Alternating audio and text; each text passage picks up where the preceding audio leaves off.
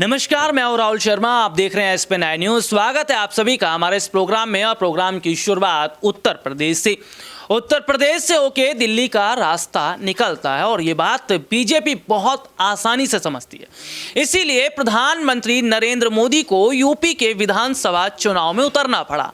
आखिरी वक्त में पीएम मोदी का बनारस दौरा और तस्वीर बदल जाती है। जी हां, क्योंकि देखने को मिल रहा था कि यूपी विधानसभा चुनाव से पहले बीजेपी की हालत बहुत ज्यादा खराब थी। स्वामी प्रसाद मौर्य, दारा सिंह, ऐसे बहुत सारे नेता जिन्होंने बीजेपी का साथ छोड़ा और समाजवादी पार्टी की तरफ चले आए।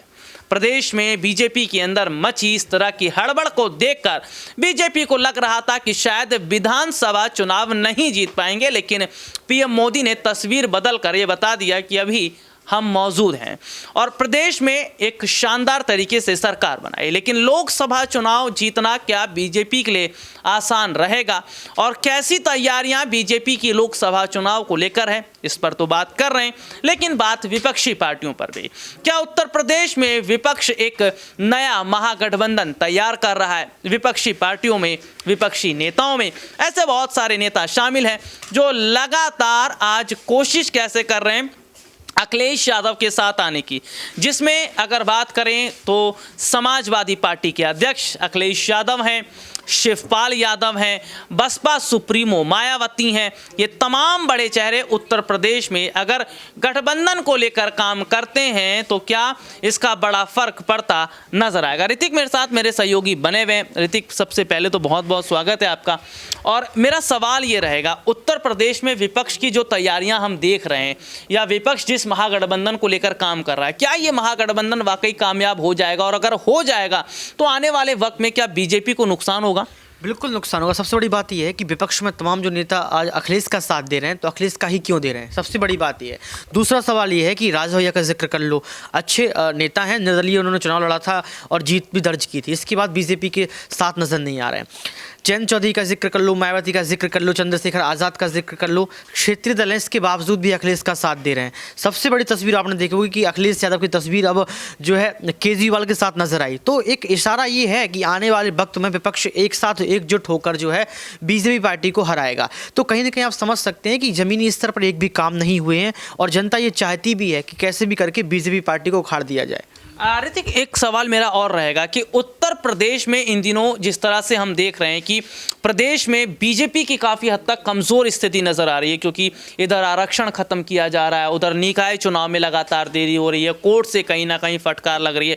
तो जिस तरह की प्रदेश में स्थिति बनी है, क्या इसको संभालने के लिए कोई बड़ा कदम पीएम मोदी या गृह मंत्री अमित शाह की तरफ से उठेगा? बिल्कुल। पहले मैं आपसे एक सवाल करना चाहता हूँ, मुझे आप ये बताइए कि जब चुनाव होता है तो उसका घोषणा कौन करता है? राज्य चुनाव आयोग घोषणा करता है या फिर सीएम सर कौन करता है, आप बताइए मुझे। देखिए, सबसे तौर पर अगर जाहिर तौर पर अगर देखिए, चुनाव आयोग का जो काम होता है वो चुनाव करवाना शांतिपूर्ण तरीके से, और चुनाव को लेकर जो काम है या किस तरह से चुनाव होने चाहिए, सीएम की एक बड़ी जिम्मेदारी होती है। लेकिन यहाँ पर योगी आदित्यनाथ लगातार बयान दे रहे हैं। योगी आदित्यनाथ ये बता रहे हैं कि अप्रैल मई में चुनाव होंगे। तो आप देख सकते हैं कि राज्य चुनाव आयोग का जो काम है वो कहीं ना कहीं मुख्यमंत्री कर रहे हैं। आपने ओबीसी आरक्षण का जिक्र किया, ओबीसी आरक्षण की जो रिपोर्ट है वो आती रहेगी। कोर्ट ने भी कहा था कि आप तय तो कीजिए, लेकिन तय कौन कर रहा है? योगी आदित्यनाथ। यही सबसे बड़ा कारण है कि आज देश में सारे फैसले बीजेपी पार्टी लेती है। तमाम एजेंसियां सिर्फ एजेंसियां बनकर रह गई हैं, सिर्फ मूक दर्शक बनकर रह गई हैं। तमाम जो फैसले हैं वो कहीं ना कहीं सरकार लेती है और सरकार बीजेपी पार्टी लेती है। तो आज यही सबसे बड़ा कारण है कि तमाम विपक्ष के दल, तमाम विपक्ष की पार्टियां,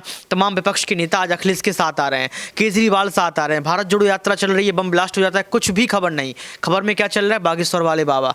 तो आप कहीं ना कहीं समझ सकते हैं कि आज विपक्ष की क्या हालत है। आप ये भी समझ सकते हैं किस तरीके से आज विपक्ष की आवाज़ को दबाया जा रहा है। और यही सबसे बड़ा कारण है कि आज कहीं ना कहीं अखिलेश मजबूत हो रहे हैं, केजरीवाल अपने स्तर पर मजबूत हो रहे हैं, कांग्रेस पार्टी अपने स्तर पर मजबूत हो रही है। और ये मजबूत जब महागठबंधन बन जाएगा तो आने वाले वक्त में बीजेपी पार्टी उखड़ के फेंक जाएगी। देखिए, वाकई ऋतिक ने एक चीज़ सही बोला कि चुनाव करवाने की जिम्मेदारी किसकी होती है? चुनाव आयोग की जिम्मेदारी होती है कि चुनाव शांतिपूर्ण तरीके से हो, चुनाव में धांधली ना हो, मतगणना ठीक तरीके से हो, ईवीएम में कोई दिक्कत ना हो। लेकिन आज चुनाव कैसे होने चाहिए, कब होने चाहिए, ये फैसला तो सरकारें ले रही हैं। अभी हाल ही में चुनाव आयोग की तरफ से एक बड़ी प्रेस कॉन्फ्रेंस की गई जिसमें 3 राज्य के चुनाव की घोषणा की गई, असम, मेघालय और त्रिपुरा। जिस तरीके से देख रहे हैं चुनाव आयोग थोड़ा सा मुस्तैद जरूर हुआ है, लेकिन ईवीएम के साथ साथ अब आरवीएम को लेकर भी सवाल खड़ा होने लगा। विपक्षी पार्टियां आरवीएम पर सवाल कर रही हैं। क्या है आरवीएम? आरवीएम यानी कि रिमोट वोटिंग मशीन, ईवीएम यानी इलेक्ट्रॉनिक वोटिंग मशीन। और आरवीएम का जिक्र करते हैं तो जिस तरह से हम देख रहे हैं कि भाई आज के वक्त में जो लोग जहां भी बैठे हुए हैं वो वोट कर सकते हैं, चाहे वो भारत से बाहर रह रहे हो या किसी और राज्य में रह रहे हो। ऋतिक मेरे साथ अभी बने ही हुए हैं। ऋतिक, मेरा एक और सवाल इसमें रहेगा, आरवीएम को लेकर भी चर्चा मैं थोड़ा सा करना चाहूँगा। ईवीएम को लेकर अभी तक बवाल चल रहा था, क्या वजह है कि अब विपक्षी पार्टियां आरवीएम को लेकर निशाना कर रही हैं, या वो चाहती हैं कि भाई आरवीएम जैसा सिस्टम वो ठीक नहीं है? देखिए, ईवीएम का अपडेटीकरण आरवीएम है, ईवीएम को अपडेट कर दिया, आरवीएम ले आए। लेकिन सबसे बड़ी बात यह है कि आप अपडेट कर रहे हैं लेकिन पुरानी चीज़ यहाँ पर सामने लेकर नहीं आ रहे हैं। मायावती ने क्या जिक्र किया? Ballot paper. तमाम विपक्ष के नेता क्या कहते हैं? Ballot paper. आप बैलेट पेपर से चुनाव क्यों नहीं करवाते हैं? मुझे एक समझ, एक बार करवा के देखिए, एक पंचवर्षीय करवा के देखिए, एक बार विधानसभा चुनाव करवा के देख लीजिए।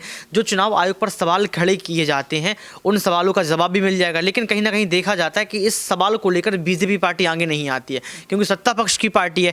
लेकिन आपने 2014 के पहले देखा होगा कहीं ना कहीं ये सवाल उठते थे कि आखिर कांग्रेस क्यों जीतती है, आखिर कांग्रेस पार्टी क्यों जीतती चली आती है।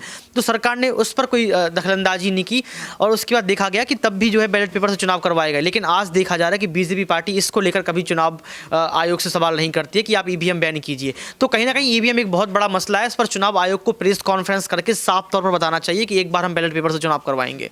बैलेट पेपर से चुनाव की बात करें, बहुत बहुत शुक्रिया ऋतिक आपका। देखिए, बैलेट पेपर से चुनाव क्यों नहीं हो रहा है या संभावना क्यों नहीं, इसको समझने वाली बात है। आज के वक्त में अगर बात करें तो टेक्नोलॉजी का ज़माना है, साइंस के क्षेत्र में भारत बहुत आगे निकल चुका है।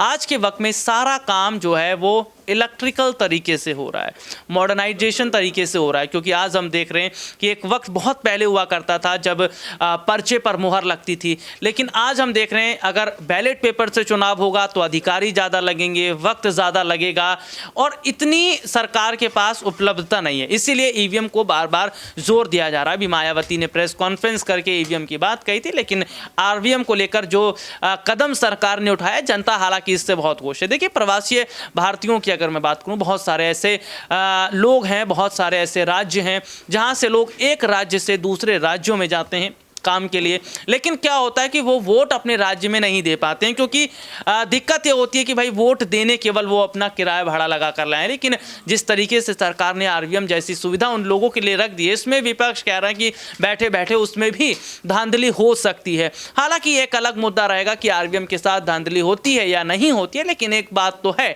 कि विपक्ष उत्तर प्रदेश में लगातार मजबूत होना शुरू हो चुका है। हालांकि यूपी के विधानसभा चुनाव में विपक्ष एकजुट तो नहीं हो पाया, लेकिन बसपा सुप्रीमो मायावती ने बीते रविवार को एक प्रेस कॉन्फ्रेंस के दौरान ये साफ तौर पर जाहिर कर दिया कि हम विपक्ष के साथ हैं, विपक्ष के साथ मिलकर काम करने के लिए तैयार हैं।